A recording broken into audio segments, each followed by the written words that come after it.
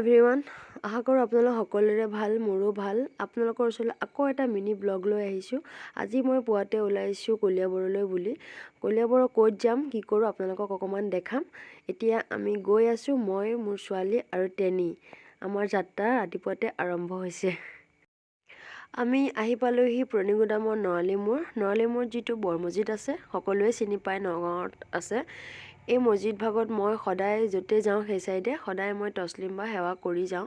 এইটো মই নিয়মে আগৰ পৰাই কৰি আহিছোঁ। আপোনালোককো অকণমান দেখালোঁ দেই। আমাৰ যাত্ৰা আকৌ আৰম্ভ হ'ল। আমি গৈ আছোঁ কলিয়াবৰ দলগাঁও। তাত মোৰ মিষ্টাৰৰ মাহী ঘৰ, মামা ঘৰ, মোৰ দেওৰানী ঘৰ, তাই মোৰ বান্ধৱীও হয়। আমি তালৈ গৈ আছোঁ। আপোনালোকক অকণমান দেখাই আছোঁ। আমি আহি পালোঁ কলিয়াবৰ তিনিআলি, সেইফালে তেজপুৰ যায় আৰু আমি জখলাবন্ধাৰ ফালে আগবাঢ়ি গৈ আছোঁ। তাকে আপোনালোকক অকণমান দেখালোঁ দেই। কলিয়াবৰ তিনিআলি পাৰ হৈ পেলাই আমি শ্বৰ্টকাট ৰাস্তা দি সোমাই আহিলোঁ দলগাঁৱৰ ফালে।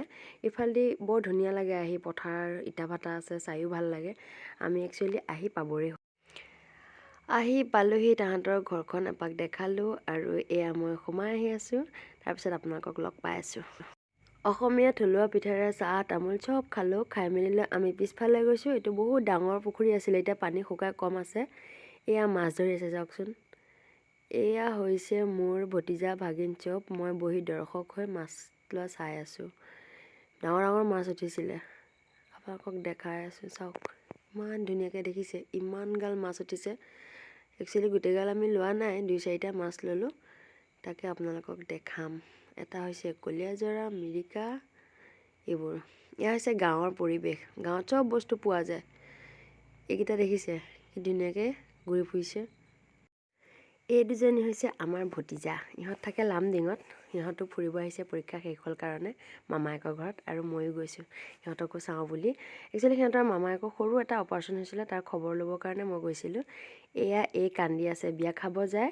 তাই ফ্ৰকৰ তলত লং পেণ্ট পিন্ধে, মাকে দুচাটমান দিলে। তাই ফেশ্বনটোত গণ্ডগোল কৰি দিলে যে মাকে। মই মৰম কৰি আছোঁ, মোকে গালি পাৰি আছে। বৰ মৰম লগা আৰু বৰ অকৰা তাইৰ। এতিয়া দিনৰ 2টা বাজিলে, আমি ভাত খাব বহিছোঁ। আপোনালোকক অকণমান দেখালোঁ। ঘৰৰ পুখুৰী, মাছ, ঘৰৰ মুৰ্গী, হাঁহ, কণী সকলোখিনি ঘৰৰে আছিলে। তাকে অকণমান দেখালোঁ আপোনালোকক।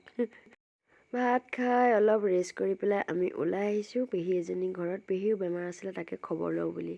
সেইজনী মোৰ দেওৰানী আৰু মই, আমি দুয়োগৰাকী দেওৰানী জেঠানী ওলাই আহিছোঁ। খবৰ খাতি লৈ চাহ তামোল খালোঁ। খাই পেলাই ঘৰৰ অভিমুখে উভতিছোঁ। আবেলিটো বহিবও লৈছে, আমিও ঘৰৰ দিশে আগবাঢ়ি আহি আছোঁ। তাকে অকণমান আপোনালোকক দেখালোঁ। গাঁৱৰ পৰিৱেশ এৰি পেলাই এতিয়া আমি হাইৱেত উঠিলোঁ আৰু নগাঁৱৰ ফালে আগবাঢ়ি আহি আছোঁ। আপোনালোকক অকণমান দেখালোঁ ৰাস্তাৰ ভিৰ-ভাৰ, যিহেতুকে ৰাস্তাৰ কাম চলি আছে, 1 ৱে হৈ আছে। এফালৰ পৰা আহি আছে, এফালৰ পৰা গৈ আছে। আমিও আমাৰ ঘৰৰ ফালে আগবাঢ়ি গৈ আছোঁ গান শুনি শুনি।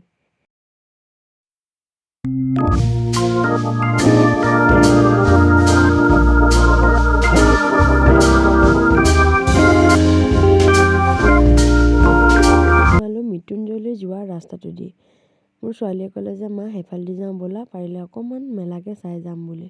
তাৰ কাৰণে সেইফালেদি আমি আহিলোঁ। ৰাস্তাত বহুত ভিৰ আছিলে, যিহেতুকে মেলা হৈ আছিলে। তাকে আপোনালোকক অকণমান দেখালোঁ। সন্ধিয়াৰ সময়। আমাৰ যাত্ৰাটো আপোনালোকক দেখালোঁ। আমি ঘৰ পাবৰ হ'ল। এয়া মৃত্যুঞ্জয় মন্দিৰত মেলা লাগি আছে। আমি সেইফালেদি আহিলোঁ। আপোনালোকক অকণমান দেখালোঁ। যদি ভাল লাগিছিলে লাইক কৰিব, কমেণ্ট কৰিব, ছাবস্ক্ৰাইব কৰিব। বাই।